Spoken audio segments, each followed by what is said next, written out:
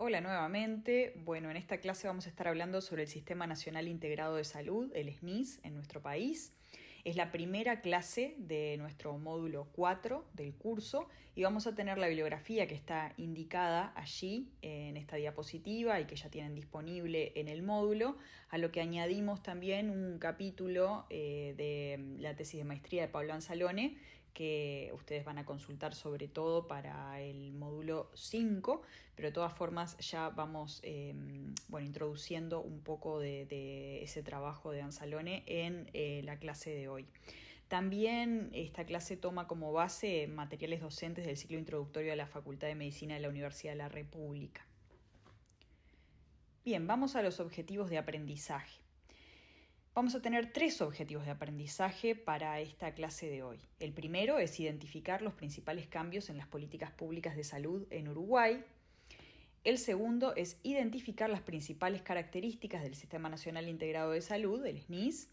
Y el tercero, identificar los principios rectores de la reforma. Bien, para hablar sobre el contexto, y por eso nos referimos a este capítulo de la tesis de maestría de Anzalone, vamos a hacer referencia a que el SNIS significa un cambio estructural en el sector salud y en las políticas públicas. Vamos a ver entonces que este Sistema Nacional Integrado de Salud representa un cambio de paradigma en lo que respecta a la salud en nuestro país y se enmarca en concepciones como la de APS y responsabiliza al Estado en la generación de condiciones para que la población que reside en el país tenga acceso a servicios integrales de salud, lo que se aparta del modelo anterior en el que velar por la salud era un deber de las personas. Previo al Sistema Nacional Integrado de Salud teníamos una crisis del sector salud que había generado que cerraran instituciones, que hubiera una segmentación en la cobertura asistencial y una fragmentación de los servicios. Además, teníamos un tipo de financiamiento que estaba basado en el pago bolsillo, ¿no? Un modelo de atención que era asistencialista y de una forma limitada. Y como dice Anzalone, una gestión poco profesional que estaba permeada por la mercantilización y el lucro.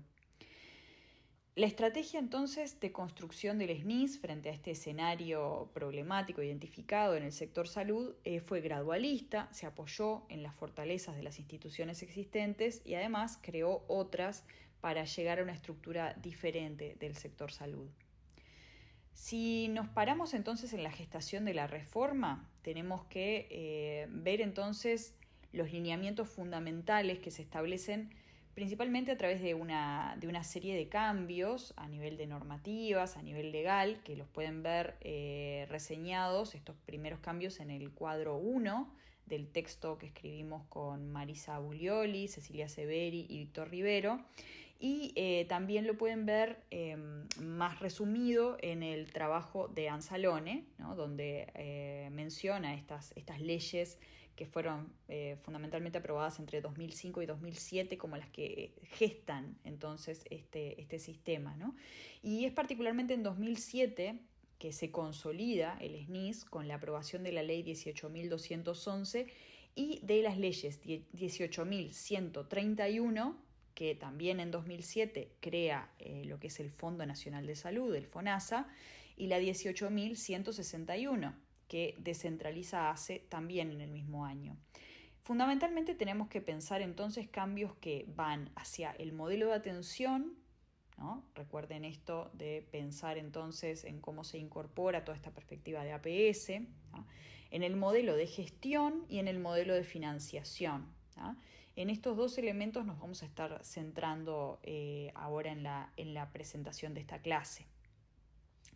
Vamos a pensar entonces en los principios que guían la reforma, y esto lo pueden consultar en la ley 18.211, en su artículo 3.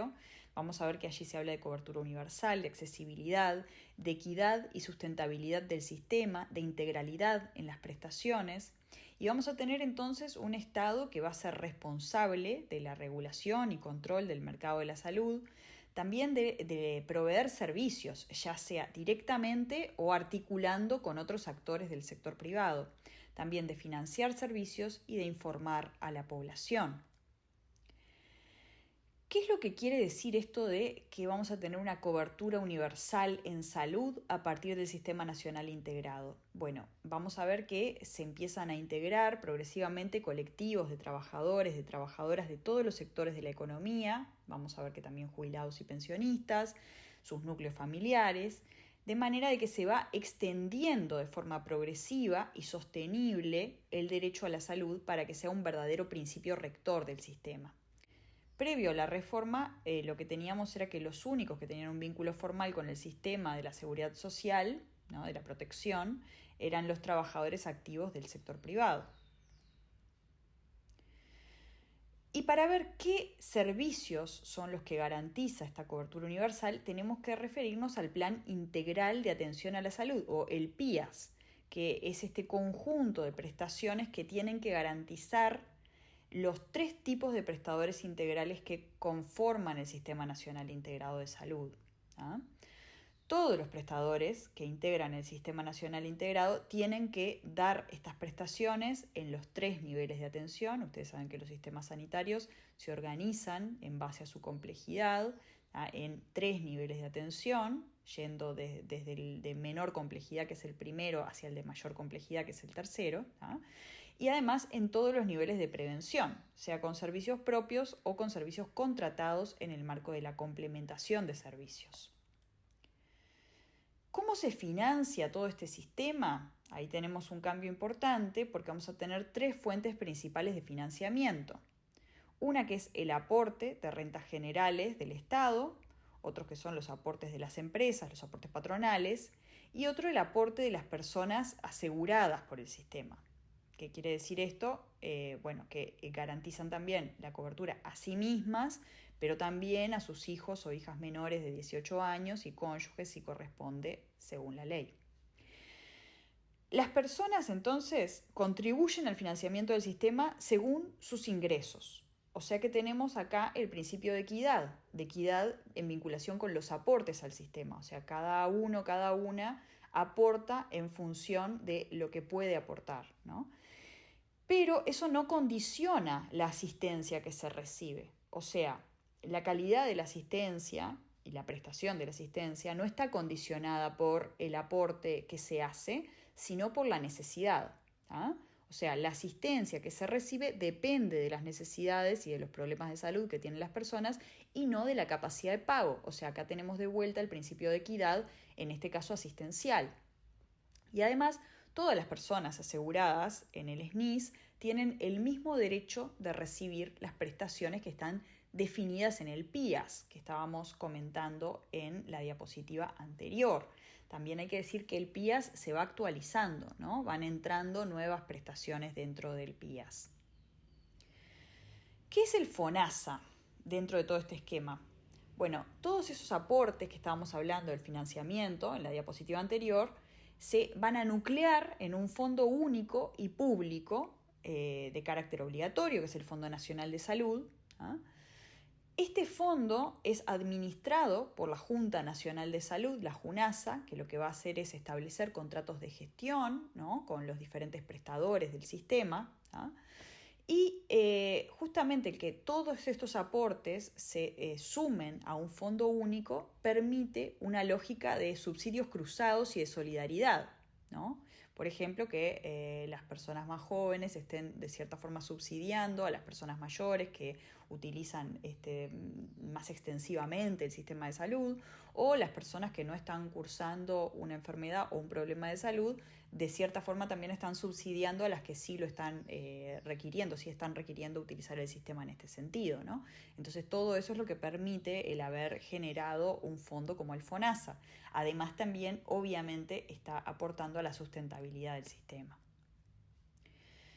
Cuando miramos la estructura del Sistema Nacional Integrado, vemos que tenemos un financiamiento que está a cargo del FONASA, una conducción del sistema desde el Ministerio de Salud Pública, que además, a partir de la reforma del sistema, ya no es un prestador de asistencia, como sucedía en el pasado, sino que es la autoridad sanitaria. O sea, directamente el Ministerio de Salud Pública ya no brinda asistencia.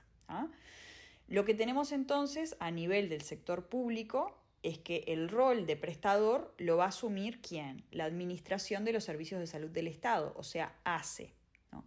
Y posteriormente la RIEPS. La RIEPS es la red de efectores públicos de salud que es coordinada por ACE y tiene participación de Sanidad Militar, Sanidad Policial, el Banco de Previsión Social, el Hospital de Clínicas, el Banco de Seguros del Estado y la Intendencia de Montevideo. ¿Bien? Entonces, como estábamos diciendo, la reforma del sistema separa la prestación de asistencia de la función de rectoría. Bien, el MSP entonces va a ser el rector del sistema, y vamos a tener entonces prestadores dentro del sector público, el principal sin duda que es ACE dentro de estos prestadores, ¿no? Entonces, regulación y prestación de servicios no están concentrados en una sola estructura como en el modelo anterior. Bien, vamos a ver entonces que el Sistema Nacional Integrado nuclea a gran parte de los prestadores públicos, a las instituciones de asistencia médica colectiva. Vieron que lo que conocíamos anteriormente como las mutualistas, la nomenclatura que tenemos a partir de la reforma es referirnos a este sector que presta servicios dentro del sector privado, pero que no tiene fines de lucro, o sea, lo que anteriormente entendíamos como mutualistas. La nomenclatura ahora es de instituciones de asistencia médica colectiva, o las IAMC, ¿no? Entonces, lo que estábamos diciendo es que el SNIS nuclea a gran parte de los prestadores públicos a estas IAMC, que hasta ese momento pertenecían a dos subsectores separados. O sea, a partir del SNIS, lo que vemos es un gran esfuerzo, digamos, por unificar criterios, por generar un sistema único justamente, y si bien este sistema no comprende a la totalidad de los actores del sistema sanitario, sí representa un esfuerzo importante para pensar el sistema en su conjunto desde la política pública, orientado sobre los postulados que estábamos comentando anteriormente, ¿no? Del cambio del modelo asistencial. Y dentro de este cambio, sin duda que es la APS, el modelo de la atención primaria de salud, un principio orientador, ¿no? Que es un enfoque estratégico que busca desarrollar, organizar, financiar sistemas de salud equitativos, centrados en las personas, en las familias y en las comunidades. Si bien vamos a tener una clase específica sobre este tema en el módulo siguiente, también hay que mencionar aquí que la reforma se plantea como un elemento central la institucionalización de la participación social en salud. De hecho, como se establece en el artículo 3 de la ley que crea el sistema, la participación social de usuarios y usuarias y de trabajadores y trabajadoras es, como decía, un principio rector y justamente se plantea fomentar esta participación activa. Para esto se generan 3 espacios privilegiados que dan lugar a la participación social, ¿no? Ahí vamos a tener, por ejemplo, representación social en la Junta Nacional de Salud, vamos a tener representación social en la Administración de los Servicios de Salud del Estado y también representación social en los consejos consultivos y asesores de los prestadores. Bien, como les decía, sobre esto vamos a estar profundizando en el módulo siguiente y con estos elementos vamos a pasar al plenario.